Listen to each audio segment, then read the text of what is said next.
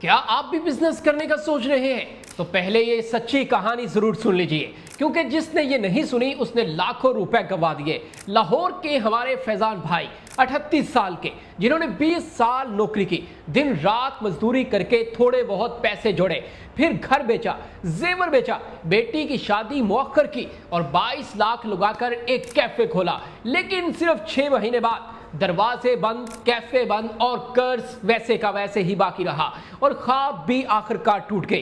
फैजान भाई एक मेहनती इंसान है। 2 साल पहले जब कोरोना खत्म हुआ तो हर तरफ चाय, बर्गर्स, फास्ट फूड के पॉइंट्स बन रहे थे। उनके दोस्तों ने कहा, फैजान भाई आप भी कुछ करें, बस ट्रेंड चल रहा है, लोग खाते ही फास्ट फूड है।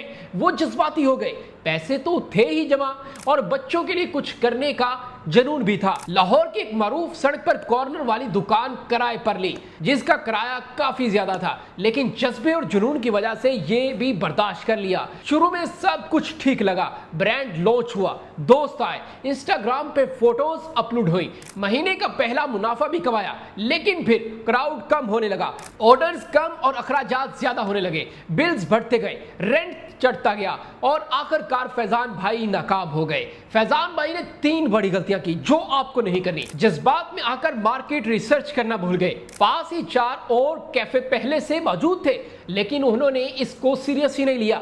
मेन्यू ट्रेंडी था, लेकिन लोकेशन से मैच नहीं करता था, क्योंकि वहां पर स्टूडेंट्स का रश नहीं था, मिडिल क्लास फैमिलीज का रश था जो कि 600 का बर्गर अफोर्ड ही नहीं कर सकती थी। और तीसरी गलती जो आपको भी नहीं करनी, स्टाफ, मार्केटिंग और अकाउंटेंट, यानी कि सब कुछ वो खुद ही बन बैठे और फिर आखिरकार क्या हुआ, थक हार कर मायूस हो गए। और सबसे बड़ी बात, उन्होंने कैलकुलेशन ही नहीं की, कभी सैलरीज का हिसाब ही नहीं रखा, रेंट कितना जाता है ये भी नहीं देखा, बर्गर्स कितने बेचे जाते हैं और अखराजात कितने हैं, कोई हिसाब किताब नहीं।